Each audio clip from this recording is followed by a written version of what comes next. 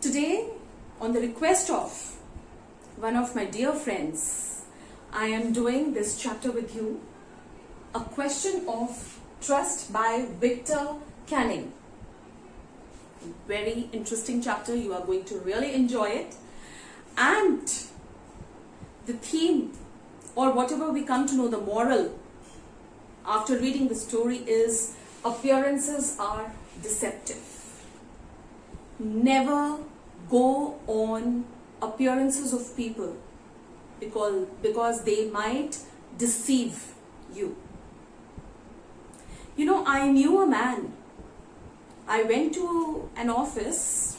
I had to submit some documents and I reached very early because I wanted to reach, before there was a lot of traffic.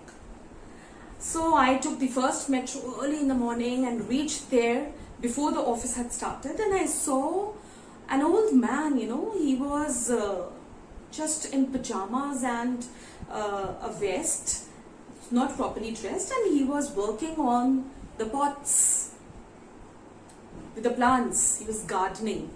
So I thought he was the gardener of the office.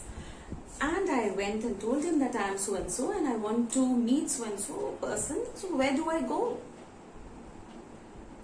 He made me sit at the reception and he said the office starts after 9:30. So you'll have to wait for another 1.5 to 2 hours. I said it didn't matter. I have just got relaxed that I was relieved that I had reached there on time and my work would be done. And you will not imagine, after 2 hours, that was the director of that MNC who came dressed up in suit boots, and I was shocked. And he called me and my work was done. So that is, I wanted to tell you that appearances are deceptive. Never go on appearances. Let's start with the story. This is a story about Horace Danby. Horace Danby was a very good citizen. People knew him as a good citizen, a very respectable man, an honest man, a good person of the society. He was 50 years old and he lived alone. He was unmarried. He lived alone with a housekeeper who worried over his health. Who took care of him, who took care of his health. So he used to live there and he was an unmarried man, and he had a very smooth running business of making locks.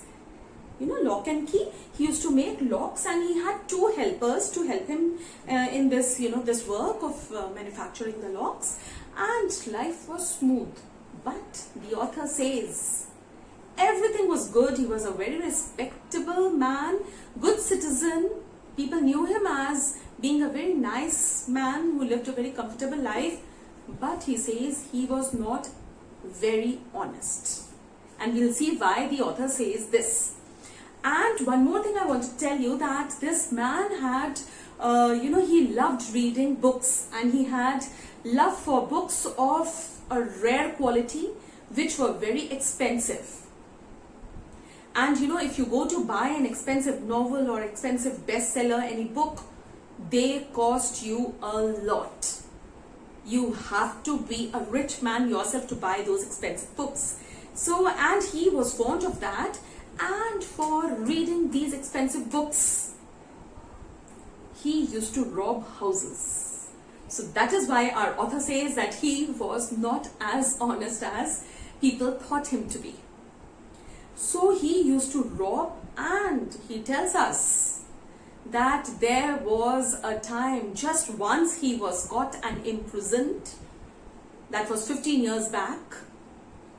And he was there in the prison and he served the prison as an assistant librarian. He was so much in love with books. He loved reading books that even there in the prison, he must have requested that he would, serve the jail by taking care of the books and all. So he became the assistant librarian because he got to read books there too. So that was just once when he was caught.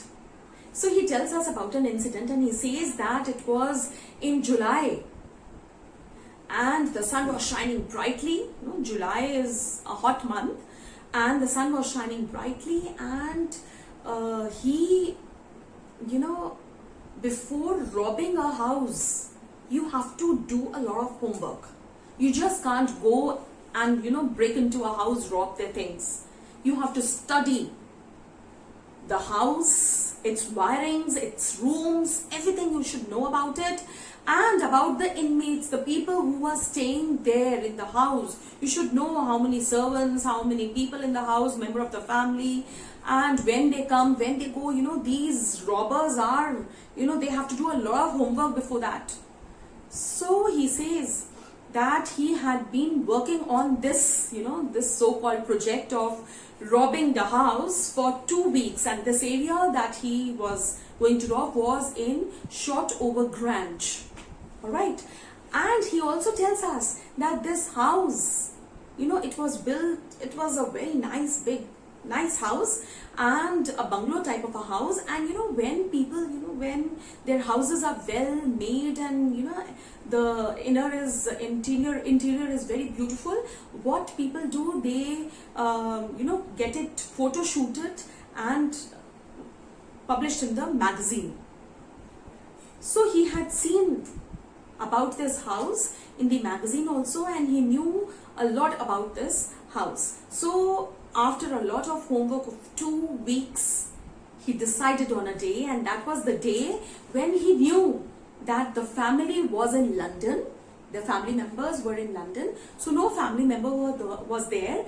And he also knew that the 2 servants had gone to the movie and would not be back for 4 hours, because you know, the movie is of around 3.5 hours, and then coming and going takes time. So he knew they wouldn't be back by before 4 hours. And there was a housekeeper also, and he noticed the housekeeper lock the house and lock the kitchen at the back of the house, you know, and hang the keys of the kitchen in the hook, on the hook outside. So he had noticed all of this, and he entered from the garden wall behind the house, took the key, and he was very, very clever. He had been doing this, and what he used to do, I forgot to tell you that he used to rob only once a year. He used to choose a house where he could, you know, get the wealth that he could sell, or the lot of money and all, that would last for 1 year. So he used to rob once a year and eat for the whole year, buy expensive books, read expensive books, live a nice, lavish lifestyle, and then next year again he used to find a house and rob that house. So that was once a year, and this was after 1 year that he had chosen this house in Shotover Grange. And he entered the house from, and he was very particular, you know, he never left his fingerprints. So before taking the key from the hook, he wore his gloves, took the key, very carefully opened the kitchen door, went in, and he met whom? He met a small dog, Sherry, who was lying there. And you know, these dogs, these small ones, they are very friendly. Once you take their name, they feel that, oh, this person knows me. So as he entered, he saw this dog that moved and stirred a little at the entrance of this stranger in the house. And but you know, he knew the way. Horace, he knew the way, and he said, okay, quiet, Sherry. So when the dog heard that he took his name, the dog was quite comfortable and sat down and, you know, started moving its tail and all. These dogs are very friendly that way. So he went into the drawing room. He knew that there was the safe in the drawing room, because I told you everything was published in the magazine about this house, and he knew that. And you know, he says that the writer was a fool. The writer who had photoshooted and put in the magazine was a fool, that he had even mentioned that there was a safe behind a painting. There was an old painting, you know, an old painting, and just behind the painting there was a safe where he knew, he had done a lot of homework. He knew that there was jewelry worth 15,000 pounds. And he knew that even if he would sell, you know, one jewelry, you know, you can't go and sell all of it together. You will be caught. So he knew the way, and he said that even if he would go and sell one jewelry, he will would get around 5,000 pounds. You know, you don't get the same value of the jewelry if you go and sell it. So you get it at less amount. So he says, but that would be enough for him to buy the expensive books. He knew there were 3 new expensive books, new rare quality books coming up, and he wanted to buy those. And so he knew, and he used to buy these books through an agent. You know, that agent used to tell him about the books and all, and would get the books for him. So he knew that 5,000 pounds was enough for all this. So he quickly went, and there was a table, and he had to, you know, open his tools and all. He was carrying a bag, he had all his tools with him, and to open the safe, because already he was in the lock making thing, and he was very expert in all this. So, but as soon as he had entered the hall, he started sneezing. You know, he had this problem of hay fever. He had this problem. Although he was 50 years old man, he was very healthy and everything was okay with him, but he had this problem of hay fever. And this usually, you know, people have, it is out of, you know, some allergy, or due to the pollen grains, or the smell of the fragrance of some flowers or plants that does not suit that particular person having this problem. Alright, always this wind pollination going on, you know, when the pollens, they travel, and people who are allergic, they have this problem of sneezing when this happens. So he had this problem of hay fever, and as he entered the drawing room, he saw a big flower vase kept over there with flowers, and maybe that fragrance did not suit him, so he started sneezing. But he went to the wall and he saw the painting. He knew there was a safe behind this. So quickly he started laying the tools on the table, and he kept sneezing. And looking at the painting, he also had a thought that whether he should steal these paintings too. It was an old painting. Old painting had a safe behind, so that, you know, people do not get attracted towards that painting. It was an old one. So, but he feels that if he could even steal the painting, but he feels no, his house was not so big enough, and it could house only, it could fill only the books that he used to read. So he drops that idea, quickly takes out the tools and starts keeping on the table which has got the flower vase, and he keeps sneezing. He takes out a handkerchief, you know, to wipe his nose, and as he puts his face on the handkerchief, he hears someone speaking from the back. Now according to the homework that he had done, he knew there was no one in the house. So who was this? And without even realizing that it was a lady's voice. She speaks from behind and she asks that this sneezing is due to cold or hay fever. And without thinking, you know, he just, because he was in trouble, he was sneezing so much, he says it's hay fever, and then he realizes that, oh, there is someone else in the house. He turns back and he sees that there is a lady, and without getting panicked, you know, if she was there in the house and she was the owner of the house, why didn't she panic and, you know, shout or, you know, scold him for being there? So she says that she comes down and she says that she had heard him sneezing and she had come, and she says that she's well in time. She had come after a month and she's well in time to meet the burglar. And she comes down and she moves towards the fireplace, and you know, she settles, moves a little of the ornaments that were kept there. What are ornaments? Ornaments are those things that decorate a place or people. You know, women and ladies and all, they wear a lot of jewelry and all the ornaments to look good, because the ornaments decorate them. And here the author means to say that there were some show pieces, you know, kept on the fireplace. The fire is burning, and there's a place where you can keep your show pieces on the mantle. So she moves there and she arranges a few of the ornaments kept there. And our Horace, he notices that she is a young pretty girl in a red dress and looking very nice and charming. And he notices that she was not panicky. You know, if you have a burglar in your house, you become afraid, you become frightened. but she was not panicky. And he says that he goes on to, look at her, and he sees that she's, arranging those ornaments. And so he says, she asks, now what are you going to do? Now I'm here. So he says that my first thought on seeing you was to run away. She says, I wouldn't make you run. I would call the police, I would telephone the police, I would call.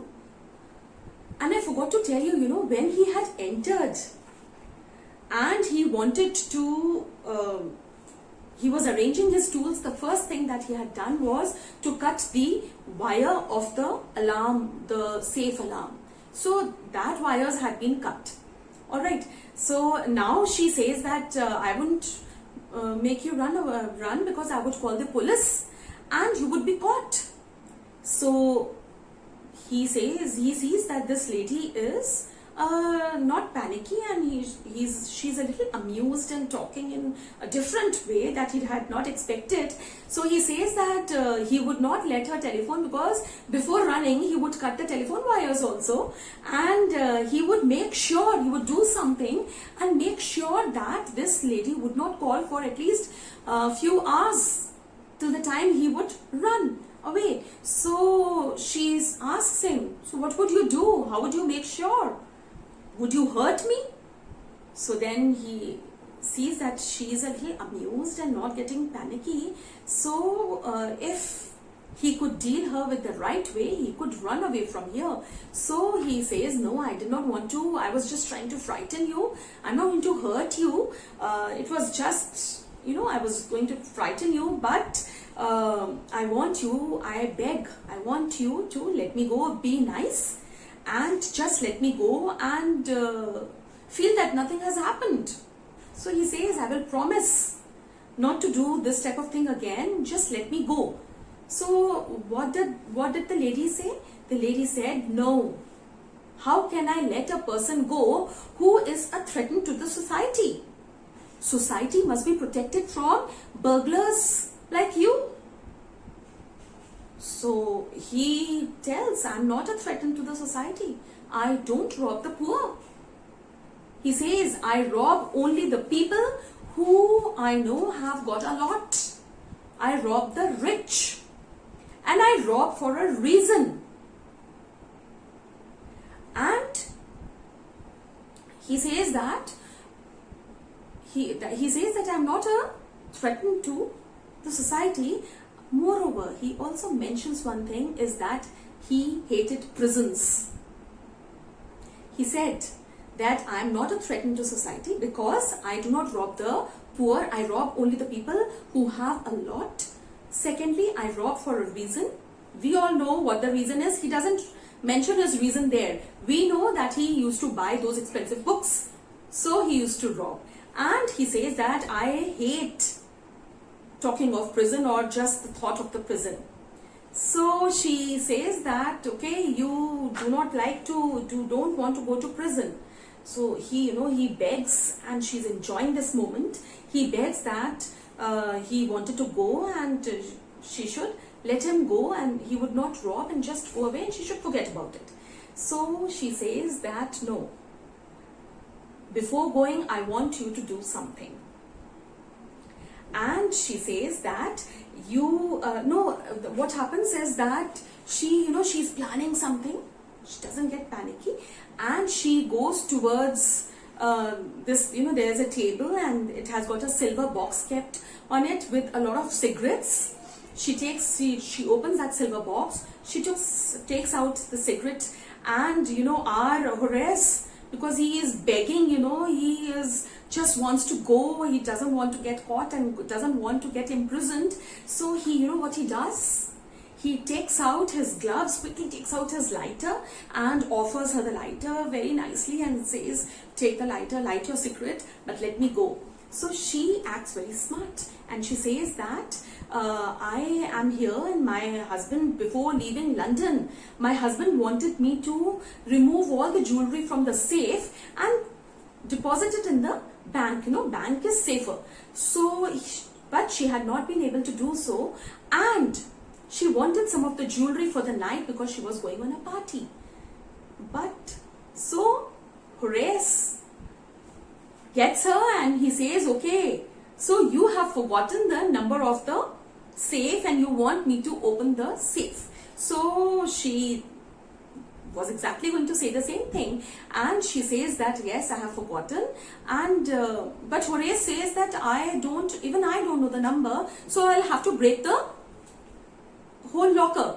So she says, I don't mind because I'm here for a month, and she would get it repaired before the even the husband will not come to know. Before going, she would get the locker, the safe repaired. So 1 hour, to just go and not get imprisoned. Our Horace is caught over there, and he takes 1 hour to open her safe. He breaks open the safe and leaves the place, making that lady happy and feeling very relieved that he was going and he was not getting caught.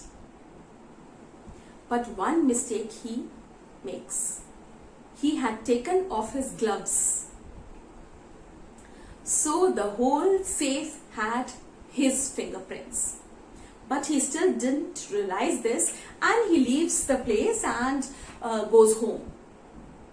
2 days he stays at home, keeping the promise that he had made to the lady that he would not rob again. 3rd day, he felt he would not be able to survive, and the books were coming, and he had to find a house to rob, and he was planning. But before anything he could do anything, the police came in the afternoon and arrested him. And he kept telling them that no, I have not robbed anything, I have not robbed a single jewelry, and I broke the safe only because on the order of the owner of the house. She was the wife. But the police tells that they had inquired everything, and the owner of the house was in London. She was a 60-year-old lady who had never told him to break open the safe. And so Horace was imprisoned. He was caught by the police because the safe had his fingerprints all over. He had taken off his gloves to give the cigarette lighter, and he had forgotten, and he had thought that she's the owner of the house, so didn't wear them back again. And now he was caught, he was imprisoned. He served the jail, the prison, as an assistant librarian, and kept thinking of this charming lady who was also in the same profession and had fooled him. She was also a burglar who had, made him so very smartly. She had not touched anything. She had not worked on anything, She did not panic, he did not realize. If she had been the owner, she would have panicked and shouted. She would have run here and there, tried to call the police. No. She was playing so smart, so safe. She did not touch the safe. He broke open the safe for her. So in spite of his, robbing every year, he was a meticulous robber, but he had failed here. He had faltered here. He had not worn his gloves. He forgot to wear them back, and as I told you, appearances are deceptive. He did not keep this in mind. How can we trust anyone? And this is the question of trust, He trusted that lady. He thought that the dog was also very comfortable. When that lady had come and was talking to him, he saw Shirley, this dog, rubbing his body with that lady. That's for love, very lovingly the dogs do so, and they usually do so with the owners of the house. So he thought, yes, she was the owner.